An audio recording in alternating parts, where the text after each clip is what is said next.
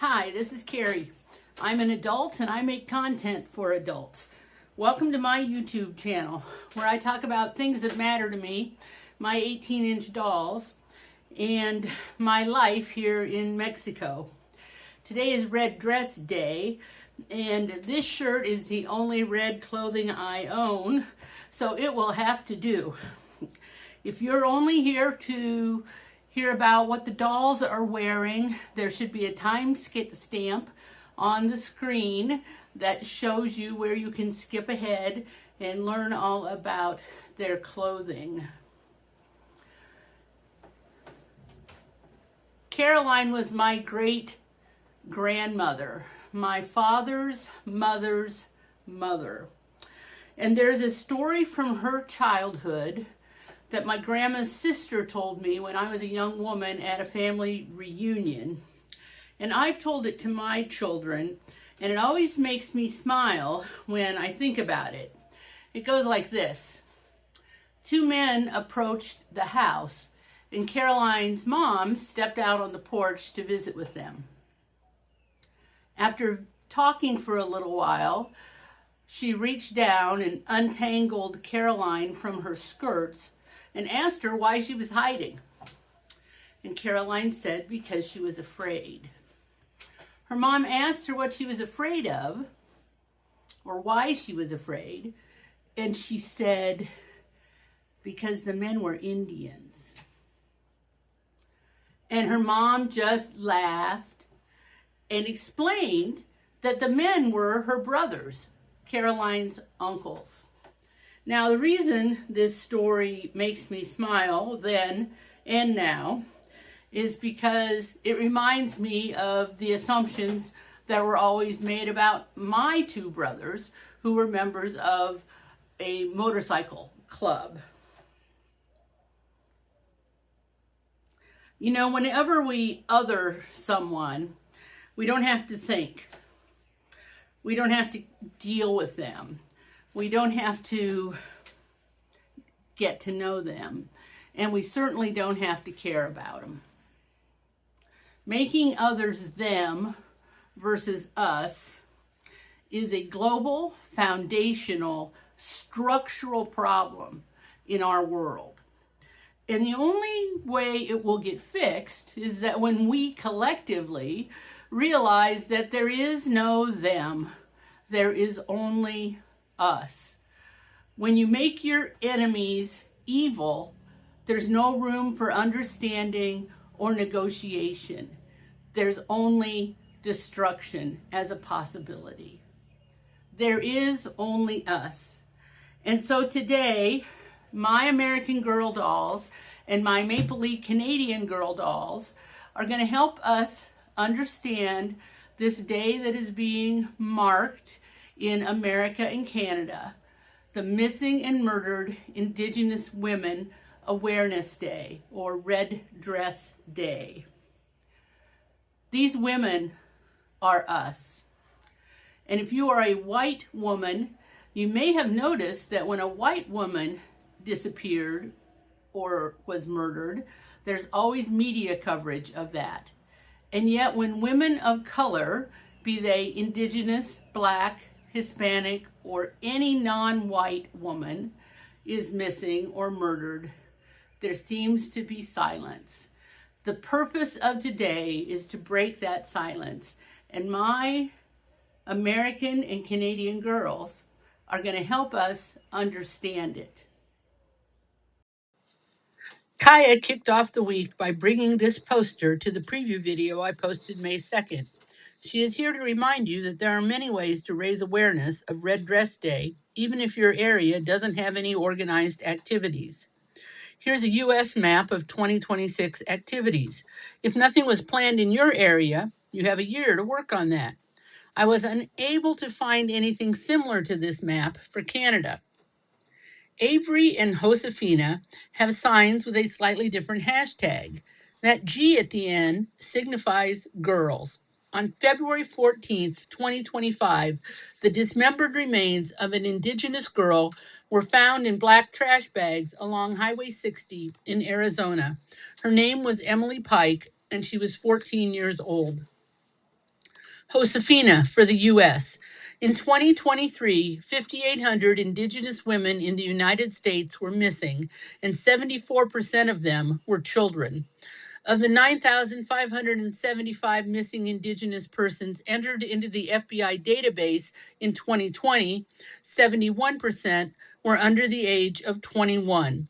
According to the National Center for Missing and Exploited Children, 43.1% of all these cases were females under 18.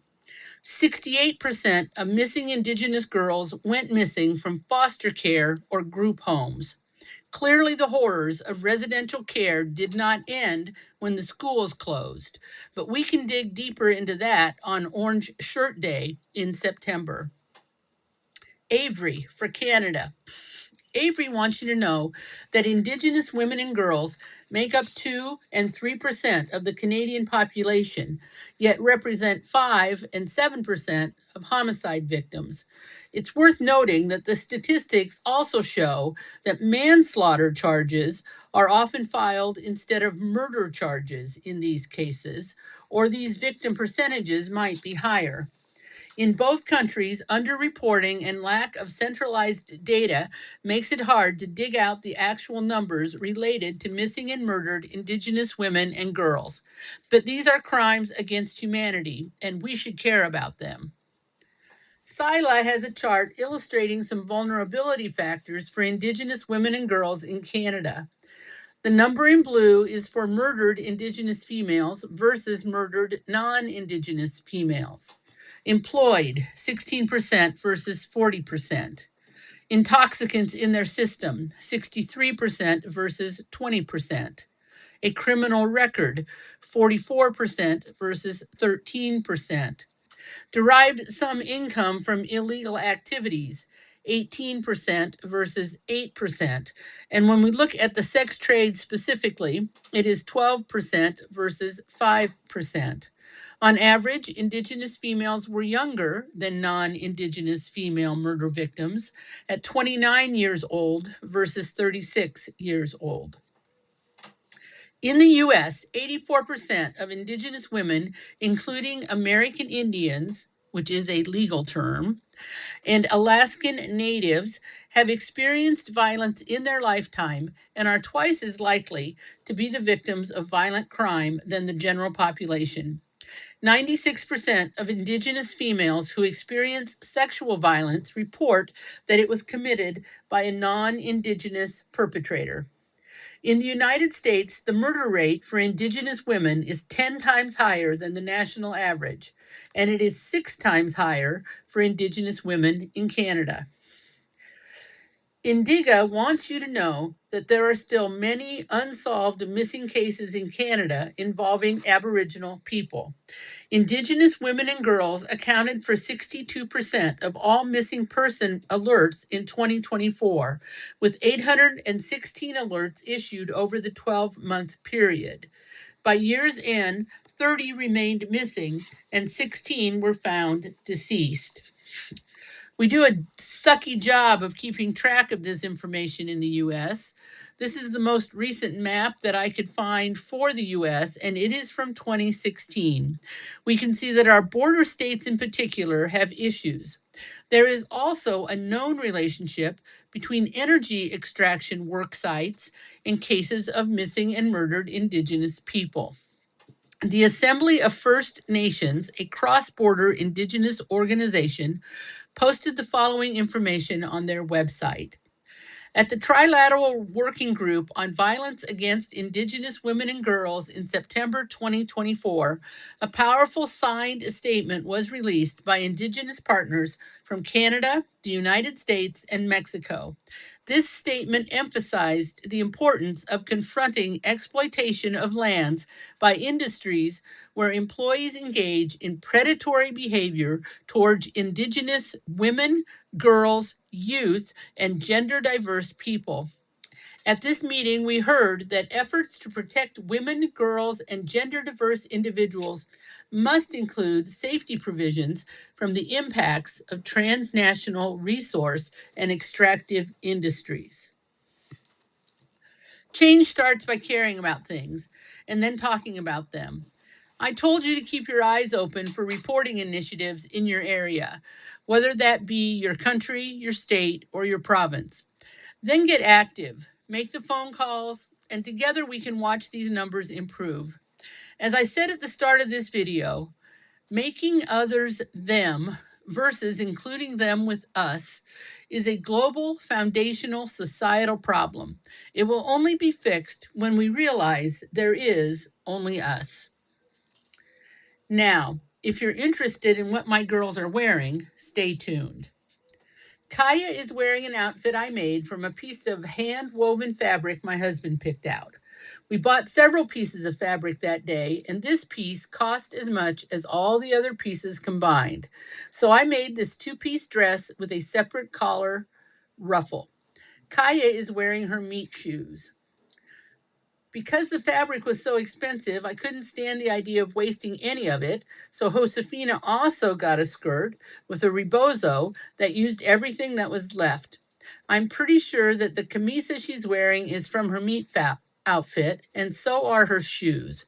Her necklace came from Lovebug on eBay. Sila is wearing Canyon's dress. Woya, Northern style, traditional indigenous regalia from Maple Leaf. The set includes the sleeveless dress, fringe cape, a belt with flint pouch, moccasins, and 2 hair decorations. It was based on an actual child's regalia. I love it. Avery, my Maple Leaf KMF 57, is wearing the American Girl powwow dress of today 2, available from 2011 to 2015. I purchased it used on eBay and had to replace the feather in the comb. I see on the AG Wiki that the illustration shows 2 feathers, so I will work on fixing that the next time I visit the chickens. Avery's hair isn't long enough for double braids, but I have orange gros grain ribbons that I use as hair ties when I need them for another doll. Indiga Montoya is the American Girl Street Chic 92. And yes, of course there is a story about her name, but I will save it for another time. She is wearing Kaya's Jingle Dress of Today 1, which was available from 2002 to 2007. I also purchased this outfit used, and as you can see, it is missing its moccasins and hair ribbons. Indiga is wearing the rosette in her hair, but it was designed for the kerchief she's wearing around her neck. She is also wearing some wonderful American Fashion World fringed moccasin boots with side zippers, no Velcro. I couldn't find these exact boots online anymore, but Amazon does have a visually similar pair on their website. All of the girls are wearing red handprints from Jo at AGTV for Life. I knew she made and sold doll makeup in her Etsy shop, so I contacted her and she graciously agreed to make red handprints for me. Thanks, Jo. I will put a bunch of links in the description to the websites used or referenced in today's video essay. This has been Carrie, American Girl in Mexico, signing off until next time. Thanks for listening.